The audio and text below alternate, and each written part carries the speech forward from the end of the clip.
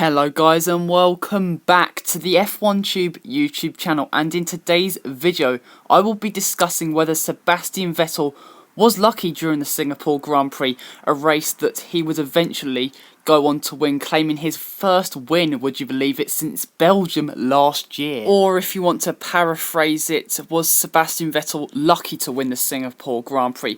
I will try to consider all variables and mount a full answer. So guys, I guess you know the plot slash the story. Sebastian Vettel was running third after not being able to overtake Lewis Hamilton at the start. Although it was a very tasty fight on lap 1, Hamilton just held off Vettel.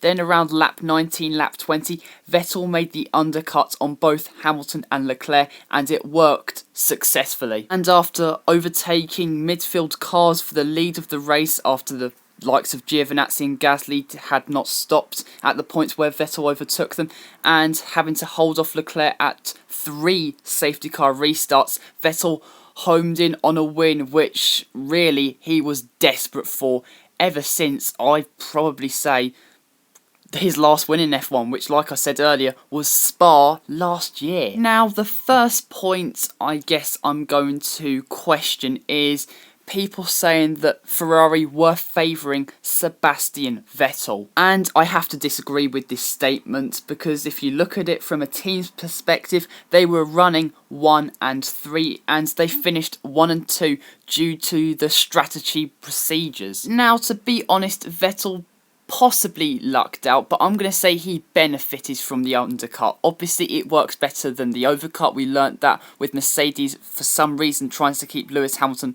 out on track for the first stint as long as flipping possible. But because Ferrari wanted to cover off Max Verstappen, it made total and utter sense to keep Vettel, or pit Vettel first, and keep Verstappen behind. And this is where I start to look at other kind of variables. Vettel took 3.9 seconds out of Leclerc on his outlap. 3.9 seconds. That is a seismic margin. And I read something that 0.9 seconds of that time was made through Vettel's ability to just throw the car around the track with those fresh new tyres. So 0.9 seconds, that would put him literally side by side with Leclerc. It would be literally a carbon copy of last season's side-by-side action between Verstappen and Vettel going into turn 3 after Verstappen exited the pits. So I will allude to this later, but as much as Vettel did benefit from this, driver quality also shone. He pushed right to the limit on his outlap to close that gap to Leclerc, and it worked. Yes, he did benefit from it, but at the end of the day, if luck or let's say moments come your way, you have to rise to the challenge. Moving on, and we're in an era in Formula 1 where drivers feed off of information given to them by the engineers, and for some obscure reason Ferrari did not tell Charles Leclerc that Sebastian Vettel had made a pit stop. In fact, it wasn't until turn 20 on Leclerc's in-lap that they literally told Charles that he was going to be racing Sebastian Vettel on pit exit. And in my opinion, Ferrari could have dealt with that a little bit better, at least for Leclerc's sake. Yes, I know, Charles maybe could have pushed a little bit harder, but like I said, F1 drivers, as annoying as it sounds, feed off of information given to them by their engineers. They have the data in front of them. Now, I know this sounds heavily defensive on Charles, and they would never have anticipated how quick Sebastian Vettel would be on that outlap, but at the end of the day, to kind of settle the query a little bit more, they could have told Charles to push on that in-lap, because at the end of the day, it's the last lap on those tyres he was going to do for the entire race. So, in that sense, Vettel did get lucky, but now I'm going to focus on the second half of the race, really, because at the end of the day, Sebastian Vettel still had not a mammoth effort, but he still had a huge task in hand to overtake the midfield cars, not to get too stuck behind the likes of Antonio Giovinazzi and Pierre Gasly, And the 3 safety car restarts he faced was always going to be a pretty big challenge. And yes, I know this is not Monza where slipstreaming and overtaking comes at a premium, but still, he had to manage it really well. So let's come to the conclusion. Was Sebastian Vettel lucky to take victory at Marina Bay? In my opinion, he was fortunate, but he took the opportunity. That outlap was stunning at the end of the day. Yes, he was always going to gain an advantage, but Ferrari said themselves he made up an extra 9/10 of a second that was down to driver quality. He also had to manage the race, fend off his teammates, get through the midfield cars. Those are not easy tasks, and I know coming from a 4-time world champion you'd somewhat expect that of him, but still, he still had a task in hand. Was it an absolutely stunning drive? Was it worthy of driver of the day? No, I don't think so. I just think the stars aligned for him. On top of the part he had to play. But as much as it sounds like I'm hyping up Vettel's race, at the end of the day, people that are saying that it was an absolutely inhumane effort, I totally disagree with.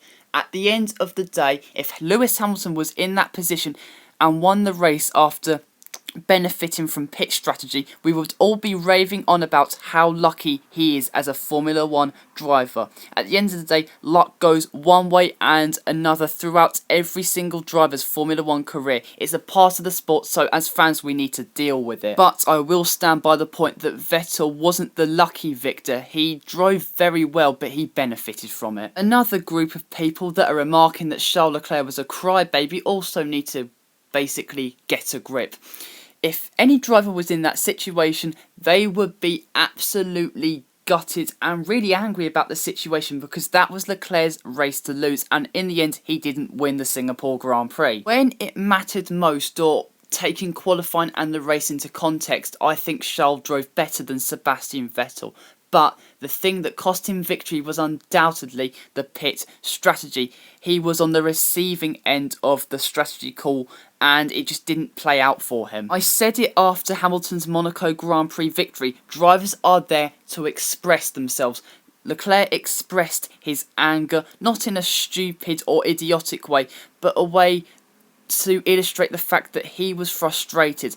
I do not blame him for that because we'd all do it. Now guys, I'm going to make my final point, and Sebastian Vettel's win has not dispelled or hasn't answered his critics from the last 18 months or last year or whatever. Sebastian Vettel still hasn't driven that well this season, I'm afraid. Leclerc has been better than him at the end of the day. Yes, the car does not suit Vettel. We can all agree with that. But at the end of the day, from a 4-time world champion, 1 win in 12 months is not going to answer your critics. What it is a great way to bounce back after a very disappointing Italian Grand Prix, and I hope this massively boosts Vettel's confidence because we all want to see him fighting at the top and joining that fight that could form a very tasty championship fight in 2020.